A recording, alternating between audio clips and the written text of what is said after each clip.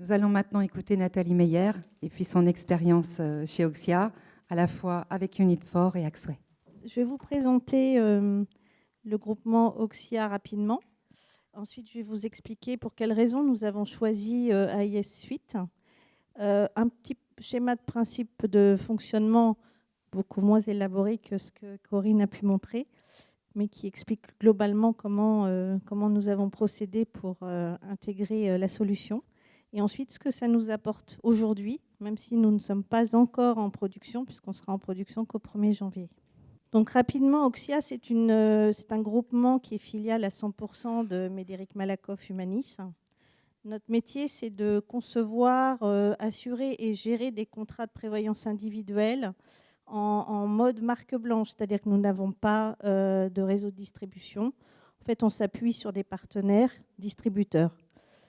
Et également, nous sommes assureurs et gestionnaires de contrats de prévoyance OPSEC que l'on propose également à nos partenaires un peu clé en main et sur mesure. Notre métier, donc, nous permet de générer un certain stock de contrats que l'on assure ou que l'on gère pour compte de tiers.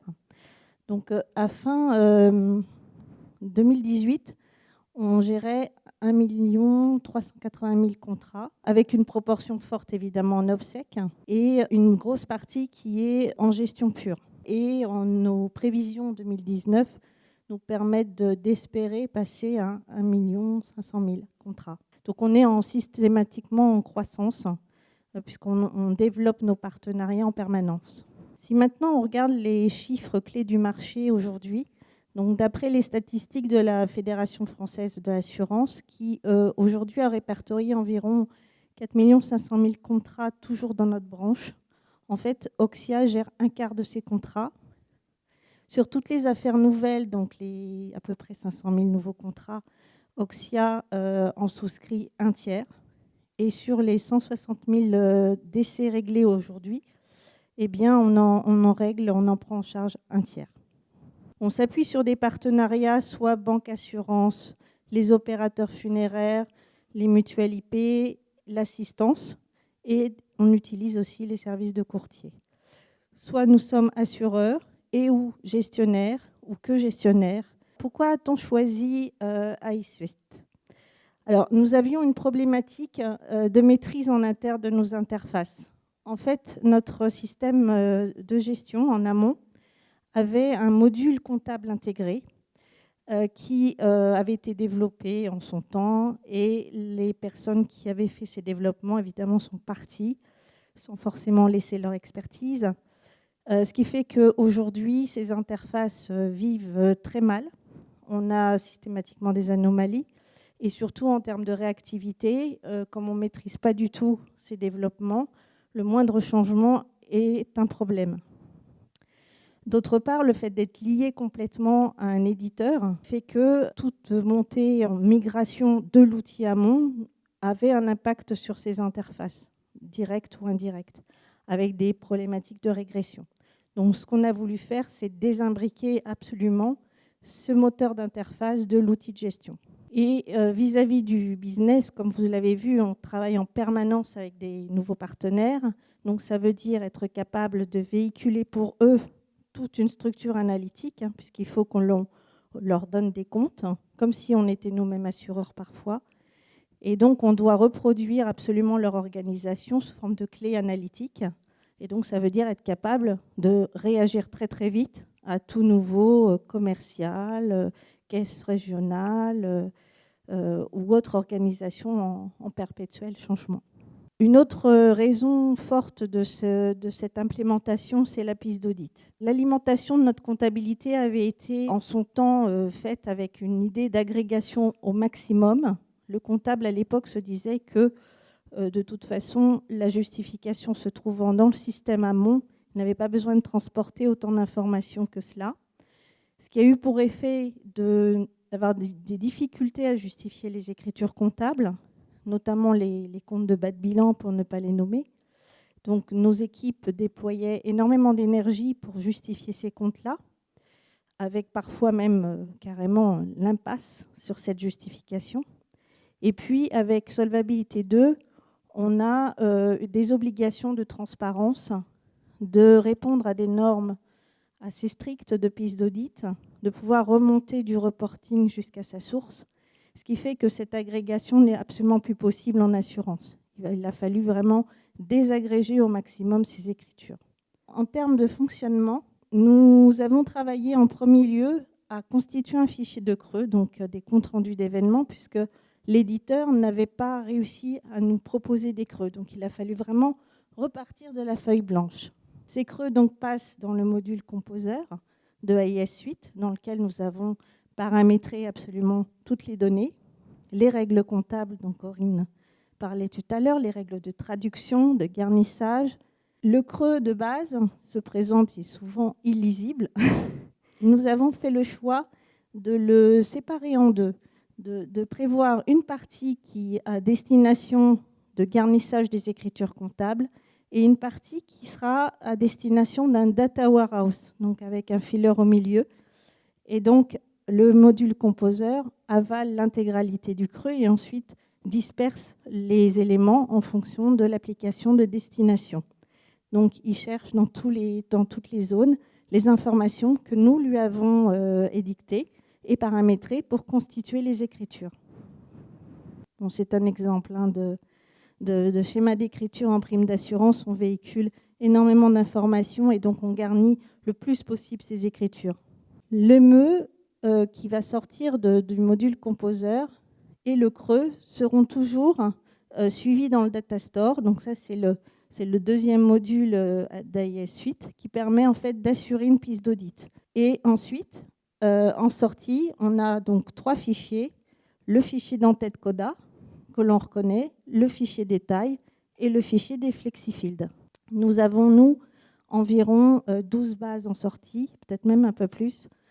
Et à chaque fois, nous avons créé une base compta générale et une base compta auxiliaire.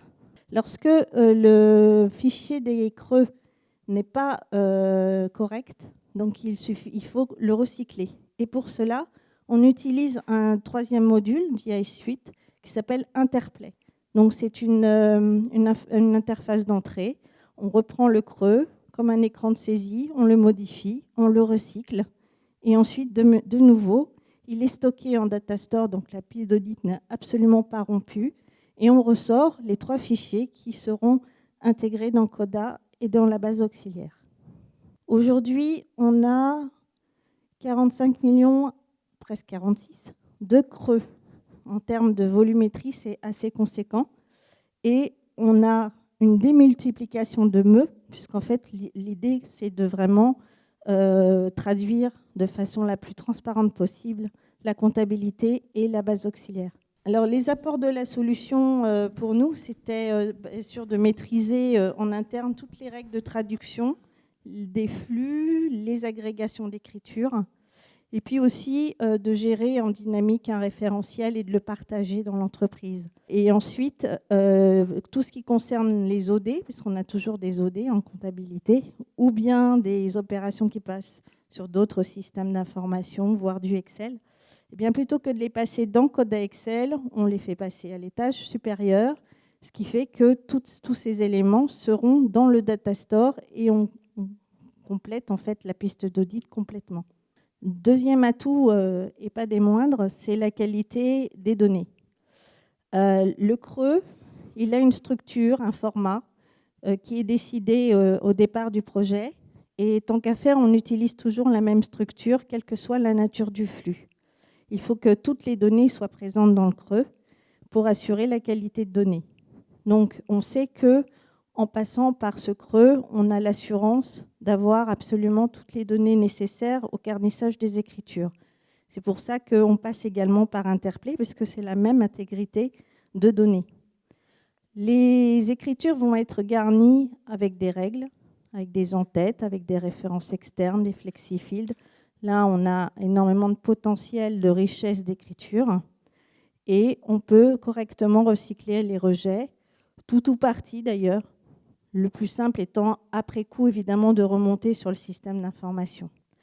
Donc, globalement, la qualité de données pour les sociétés d'assurance, c'est vraiment un élément indispensable dans la norme Solvabilité 2. Et donc, il était indispensable d'assurer cette intégrité. De plus, le fait de passer par la moulinette AIS Suite, ça permet aussi, par exemple, d'alimenter un data warehouse et de permettre à d'autres directions de se servir de ces données que l'on a, nous, estampillées, contrôlées et validées. Un point qui était intéressant, peut-être Nathalie, c'était sur votre projet. Donc aujourd'hui, votre projet, vous êtes relativement autonome. Alors, je pense que c'était important de le dire. Effectivement, ça fait 1 an qu'on travaille à ce projet et on fait en même temps, on met en place en même temps AIS Suite et en même temps Coda. Là, on est en phase de recette et on part en production en janvier. L'idée que nous avions, c'était d'être le plus autonome possible et le plus rapidement possible. Donc, on a eu une phase d'échange avec l'équipe Axway qui a duré à peu près 6 mois. On est parti en formation et assez rapidement derrière, en fait, on a pris la main avec toujours le soutien d'un collaborateur Axway, mais là, plus en mode recette, itération. Donc, il est important pour nous de vraiment s'assurer tout de suite de notre capacité à gérer le paramétrage de l'outil. On a d'abord travaillé sur le module Composer, qui est vraiment le cœur sur lequel on paramètre absolument tout, hein, les creux, les meux, les règles de traduction, de garnissage. Je ne parle pas de la phase amont, on a travaillé avec l'éditeur de l'outil de gestion pour définir les creux. Mais on a presque parallélisé en fait ces deux chantiers-là. Et puis ensuite, on a pris la main et on a commencé à itérer d'abord sur des événements, je dirais, unitaires, et ensuite en faisant des recettes de masse pour voir comment on gérait la volumétrie. Avec un double run, évidemment, pour s'assurer qu'on ramasse bien tous les événements de gestion. Double run qu'on fera avant et puis après la mise en prod. Comme ça, on est sûr. Pour moi, il y a encore de la saisie dans Coda sur certaines natures de flux que je ne veux pas faire passer dans AIS Suite, comme par exemple tout ce qui vient de la paye. Pour des raisons de confidentialité, je préfère que ce soit intégré directement dans Coda. Et puis pour la gestion des capacités, des profils, etc. Par contre, au niveau événements de gestion, j'ai tout ce qui vient de l'assurance, la gestion déléguée, mais également tout ce qui vient du placement. Voilà. Les frais également, je les intègre directement dans Coda. Parce que finalement, l'information que l'on met en ligne avec la direction développement ou la direction actuariat est vraiment basée sur des données techniques. Les frais et la partie paye ne sont pas des données qui regardent forcément. Alors, toutes les OD, elles vont passer par Interplay OD, justement pour pouvoir justifier les pistes d'audit et les faits qui sortiront de Coda. Voilà. Sachant qu'on a aussi des faits, je dirais, auxiliaires qui sont proposés par l'éditeur de notre outil de gestion. Donc, ces faits auxiliaires sont très, très détaillés, plutôt techniques. Donc, quand on travaille sur, par exemple, le CFCI, hein, la mise en place d'un outillage en cas de contrôle fiscal, ben, on a un outillage quasiment sur tout le cycle, hein, que ce soit sur les outils amont, l'interpréteur comptable avec la piste d'audit et dans Coda avec le FEC. On a vraiment une piste d'audit fiscale complète qu'on arrive à réaliser. Le point de départ pour vous, c'était, si j'ai bien compris, donc des développements qui ont été faits en interne, une équipe qui est partie et du coup un transfert de savoir-faire qui n'a pas eu lieu. Donc automatiquement, à chaque fois que vous étiez face à des changements, il y avait difficulté de les intégrer donc, dans ce qui a été développé. Maintenant, compte tenu du chemin que vous avez parcouru, je vois que vous avez fait beaucoup de chemin. Est-ce que ce risque ne se pose plus? C'est-à-dire, est-ce qu'il n'y a pas risque de... Alors déjà au départ, donc, ce risque, il était, je dirais, commun DSI DAF, hein, parce que la DSI n'avait pas réussi à récupérer cette connaissance. Et la DAF, du coup, était en permanence un peu en conflit avec la DSI dès lors qu'il y avait des changements à faire. Aujourd'hui, en fait, c'est la DAF qui prend en charge complètement l'utilisation de l'outil. Donc la DSI est juste là comme support exploitation. Et nous, on gère absolument tout le paramétrage. Donc on est autonome, mais complètement, hein, y compris vis-à-vis des DSI. C'est vrai que la spécification d'écriture comptable n'est pas forcément très parlante pour le DSI. Donc le fait de prendre directement la main, finalement, on gagne du temps. Et ça, c'est le cas chez la plupart de nos clients. Le client voit effectivement un besoin d'autonomie vis-à-vis de la DSI, parce que c'est vrai que les DSI, quand elles font des interfaces, elles ont du mal à comprendre les notions de débit, crédit, de ventilation de compte. Elles savent bien, avec des ETL, etc., faire des choses, mais toutes ces règles qui sont forcément comptables, elles ne sont pas habilitées ou pas habituées, en tout cas, à les maîtriser. Et un schéma comptable, pour expliquer un schéma comptable à un informaticien, c'est un peu compliqué. Alors qu'effectivement, expliquer ça à eSuite, c'est simple, puisqu'en fait, l'outil est conçu pour digérer des schémas comptables. Merci à l'équipe Axway d'avoir répondu présent. Merci à Nathalie pour ce retour d'expérience.